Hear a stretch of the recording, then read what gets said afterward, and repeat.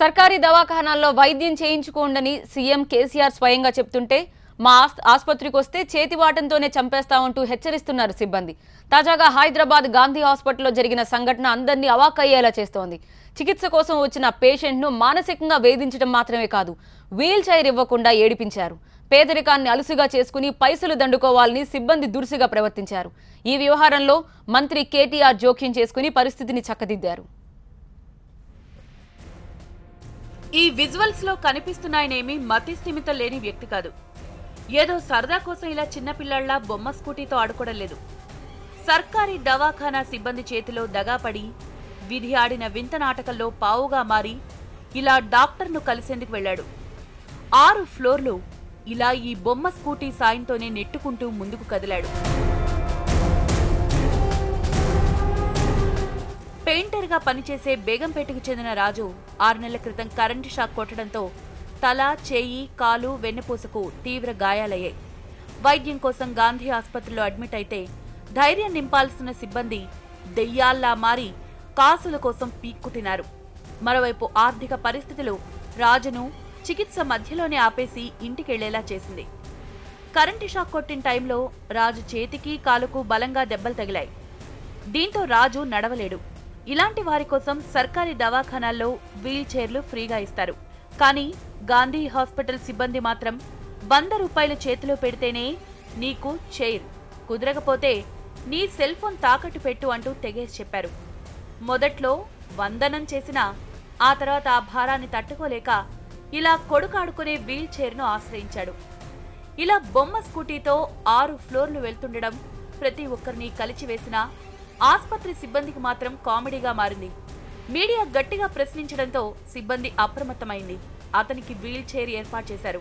అయితే ఏ పనికైనా డబ్బులు అడిగేవారని, ఇలాంటి కష్టం ఎవరికీ రావద్దని రాజు భార్య సంతోషి ఆవేదన చెందింది. 3 కొడుకులు 1 కూతురితో ఇప్పటికే పేదరికంలో ఉన్న తమకు భర్త ఈ స్థితిలో ఉండడం మరింత కష్టాల్లో కూరుకుపోయేలా చేసిందని చెప్పింది. సర్కారే తమను ఆదుకోవాలని అభ్యర్థించింది.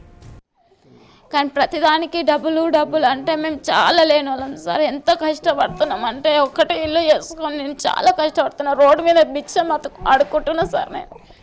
నేను మా ఆయన ఫోటో చూపించి అన్న నీ కాలు మొక్కితే ఒక 10 రూపీస్ ఉంటే హెల్ప్ చేయమని బాబుని తీసుకొని అడుక్కున్న పరిస్థితి వచ్చింది సార్ నాది. వీల్ చైర్ డబ్బుల కోసము డబ్బులు లేవన్నందుకు వీల్ చైర్ ఇవ్వలేదు సార్. ఫోన్ వస్తే ఎవరన్నా అర్జెంట్ ఫోన్ చేస్తే వాళ్ళకి ఫోన్ ఇవ్వాలి. మేము ఫోన్ ఇవ్వకుంటే ఏమో వీల్ చైర్ ఇయ్యరు. అది తీసుకొని లోపలికి వెళ్ళి లోపలేమో వాళ్ళంటారు డాక్టర్స్ మీరు ఇంత లేట్ వస్తే మేము చూడమమ్మా అని కసిరిచ్చి పంపిస్తారు. నాకు కరెంట్ షాట్ కొట్టిన అట్లనే హాస్పిటల్లో ఉన్నా 100 రోజులు ఉన్నా సార్. నేను ఏ సార్ వచ్చి ట్రీట్మెంట్ సరిగ్గా చూస్తే వస్తువులు చూసి వెళ్ళిపోతారు. 9 గంటలకు వస్తారు, బరబ్బర్ 9 గంటలకు వస్తారు డాక్టర్లు. 9 గంటలకు వచ్చి రౌండింగ్ టైం వచ్చి చూస్తారు, వెళ్ళిపోతారు. మాటలు చెప్పారు, ఏం చెప్పారు. మళ్ళీ మీ ఆయనకి ఇట్లా ఆపరేషన్ చేసేది ఉంది, చేస్తారా చేయరా అది ఒక్క మాట కూడా ఎప్పుడు చెప్తారు. 100 రోజులలో ఇప్పటికే లేచి నడుస్తుండే అంత కెపాసిటీ ఉండే. వాళ్ళు సరిగా చూస్తలేకపోతే డాక్టర్లు చూడకపోతే నేనేం చేయాలి సార్? దీనిపై స్పందించిన ఐటీ మినిస్టర్ కేటీఆర్ ఆసుపత్రి సూపరింటెండెంట్తో మాట్లాడారు. రాజుకు కావలసిన సాయం చేయాలని ఆదేశించారు. అంతేకాదు భవిష్యత్తులో ఇలాంటి సంఘటనలు రిపీట్ కావద్దని హెచ్చరించారు. ఇదిలా ఉంటే గాంధీ ఆసుపత్రిలో వీల్ చైర్ల కొరత లేనే లేదంటున్నారు డిఎంఈ డాక్టర్ రమణి.